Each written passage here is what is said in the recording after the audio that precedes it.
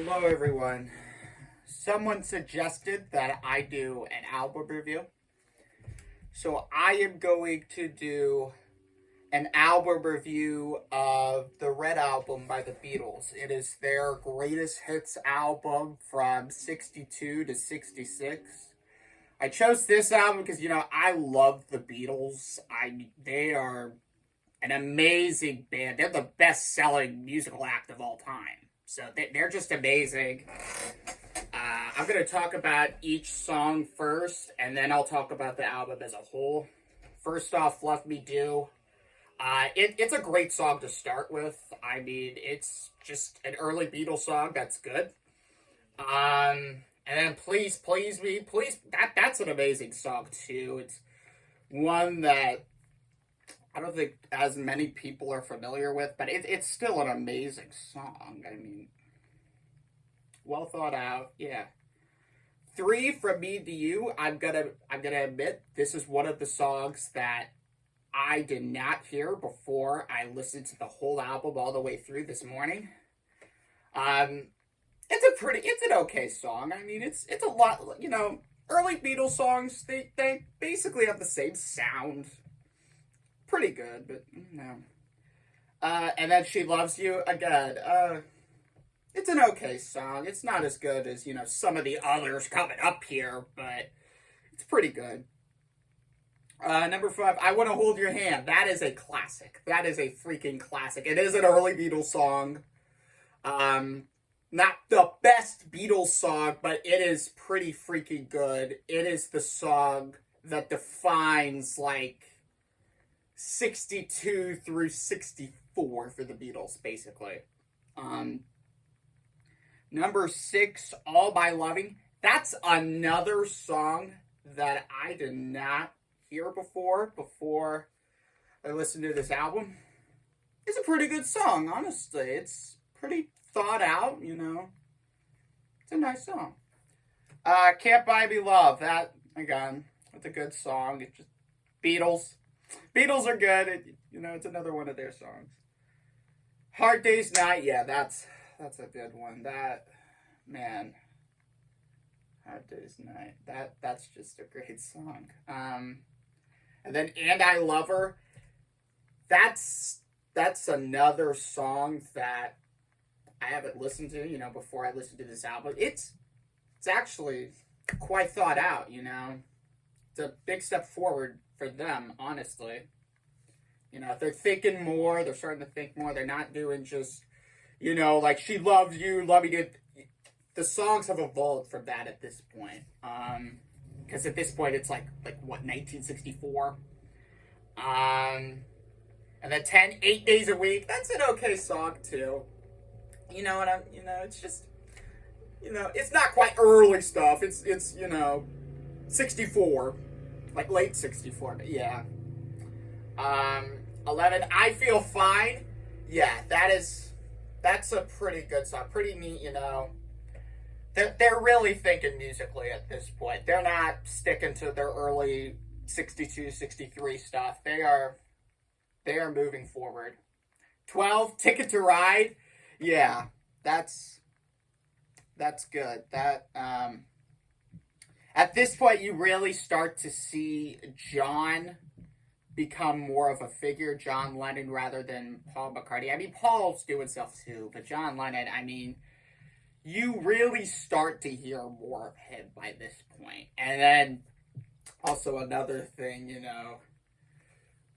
the drum part, that really easy. Like Ringo was probably bored with himself when recording the drum part for this one, but 13, Yesterday, yes. Oh my gosh, that's such an amazing song. Paul is a freaking genius. He is a songwriting genius. Such an amazing, soulful song. I mean, it's only 1965, but it's amazing. He wrote an amazing song. I mean, they named a whole Beatles movie yesterday in 2019. It was named after this song. So yeah, it's really good. 14, Help. Oh yeah. Yeah, I listen to that one often because it's a darn good one, honestly. you know, you get to hear, you know, harmonies and all that stuff. 15. You've got to hide your love away? Now, yes. Yes, they are thinking even more at this point. I mean, it's amazing how good, you know, songwriters there are. They're amazing. Haven't listened to that one, you know, until I listened to the album, but yeah, it's amazing. Some of these songs are extremely underrated.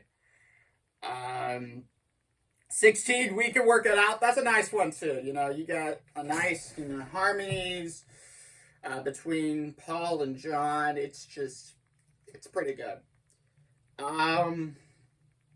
17 is Day Tripper. Oh yeah.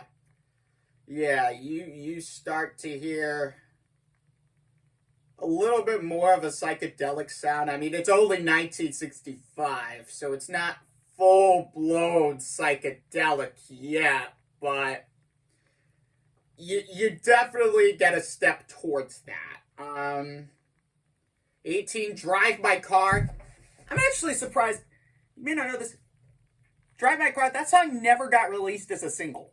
I have no idea why, but it never got released as a single, so it never really charted on the Hot 100, and that's quite unfortunate, because it's a good song. I mean, it deserved to get a top 10 spot in the Hot 100, but never got released as a single, so that's unfortunate. 19, this one is probably my least favorite song on the album, Norwegian Wood, This Bird Has Flown. Y'all probably have never heard this one before, unless you're like a diehard Beatles fan, but I'm, you know, kind of like a casual fan, maybe a little more than that for the Beatles, but I don't know every single Beatles song there was. I mean, so I never heard this one before I listened to the album. It's kind of like a folk sound, kind of a psychedelic sound too, but yeah, this one's probably my least favorite song on the album. 20, Nowhere Man. Oh yeah, Nowhere Man. You got some nice harmonies. They are songwriting geniuses. Okay, they are freaking amazing. 21, Michelle.